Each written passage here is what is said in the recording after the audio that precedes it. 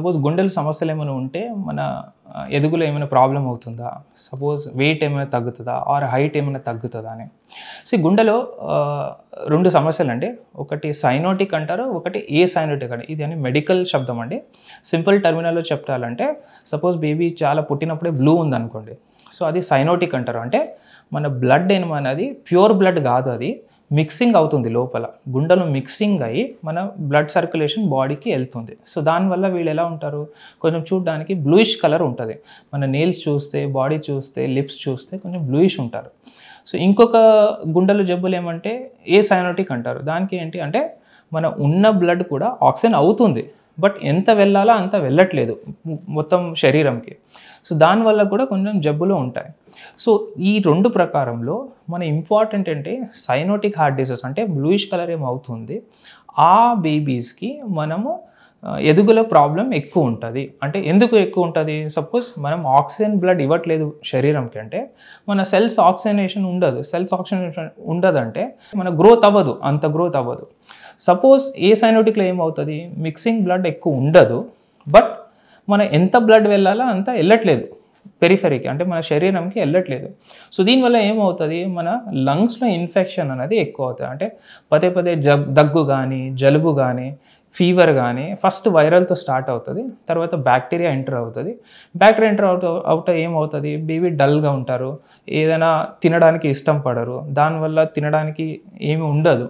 So దీనివల్ల మనము growth కూడా తగ్గిపోతుంది. So basically it is because of the repeated infection. అంటే మళ్ళీ మన లంగ్ ఇన్ఫెక్షన్ వల్లనే కొంచెం వెయిట్ అనేది పెరగదు.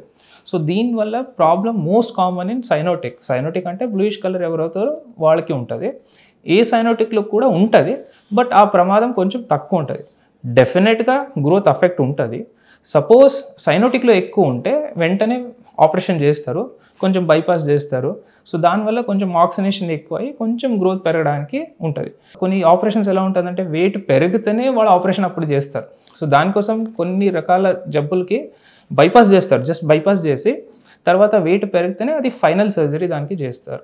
హార్ట్ సర్జరీ అయినాక నెక్స్ట్ ఒక 2-3 సంవత్సరంలో జాగ్రత్తగా ఉండాలి. సో ఏంటి అంటే సర్జరీ చాలా రకరకాల ఉంటాయి. సో కొన్నిసేపులో ఓన్లీ ప్యాచ్ పెడతారు, అంటే మన గుండెలో ఏమైనా హోల్ ఉన్నప్పుడు అక్కడ ప్యాచ్ పెట్టేసి వదిలేస్తారు. కొన్ని మెడిసిన్స్ ఇస్తారు, ఆ మెడిసిన్స్ కంటిన్యూ చేయాలా. సో వీళ్ళకి మన లంగ్ ఇన్ఫెక్షన్ అనేది చాలా ఇంపార్టెంట్. మన లంగ్ ఇన్ఫెక్షన్ అంటే ఊపిరితిత్తులు ఏమైనా సపోజ్ సీజన్ చేంజ్ అయింది, సీజన్ చేంజ్ అయితే ఏమవుతుంది, చాలా వైరస్ ఇప్పుడు పోస్ట్ కోవిడ్ తర్వాత చాలా రకరకాల వైరస్ వస్తున్నాయి. ట్రీట్మెంట్ ఏం ఉండదు దీనికి, బట్ ఓన్లీ వన్ ట్రీట్మెంట్ మనకు ఉంది, అది ఫ్లూ వ్యాక్సిన్ అనే ఉంటుంది. ఫ్లూ అంటే ఏంటి, స్వైన్ ఫ్లూకి మనము మందులు ఇవ్వగలుగుతాము, బట్ దీనికి ప్రివెన్షన్ చేయడానికి కంపల్సరీ ఫ్లూ వ్యాక్సిన్ వీళ్ళు ఎవ్రీ ఇయర్ సంవత్సరం తీసుకోవాలి. జనరలీ ఈ సీజన్ ఎప్పుడు స్టార్ట్ అవుతుంది, మనము ఆగస్ట్ నుంచి డిసెంబర్ వరకు ఎక్కువ ఉంటుంది. సో దానికోసం మనం వీళ్ళు రికమెండ్ ఏం చేస్తామంటే జూన్ జూలై మధ్యలో ఇలా అయినా గుండెకి ఎవరికైనా ఆపరేషన్ అయింది వాళ్ళు ఫ్లూ వ్యాక్సిన్ ఖచ్చితంగా తీసుకోవాలి. సో దీంతోపాటు న్యూమోనియా వ్యాక్సిన్ సపోజ్ తీసుకోలేకపోతే న్యూమోనియా వ్యాక్సిన్ కూడా తీసుకోవాలి. ఇది వ్యాక్సిన్ గురించి. అంటే prevention is better than cure అంటాం మనం. సో ప్రివెన్షన్ చేయగలిగితే ఆటోమేటిక్గా ఈ జబ్బులు అయితే రాదు.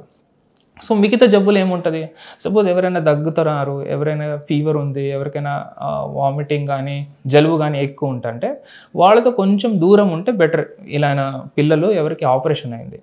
సో మూడోది ఏంటి, మన చేతి కడుగు కానీ, అంటే కోవిడ్ తర్వాత అందరికీ తెలిసిదే ఉండి చేతులు మంచిగా కడుక్కోవాలి, తర్వాత మంచి తినాలా, ఫుడ్ ఫ్రెష్ తినాలా, అది తింటే కూడా జబ్బులు అనేది కొంచెం తక్కువ అవుతుంది. So basically we are concentrating on more on prevention than the treatment. అంటే మనం ప్రివెన్షన్ చేయగలిగితే ఆటోమేటిక్గా ట్రీట్మెంట్ ఏమి ఉండదు. Thank you.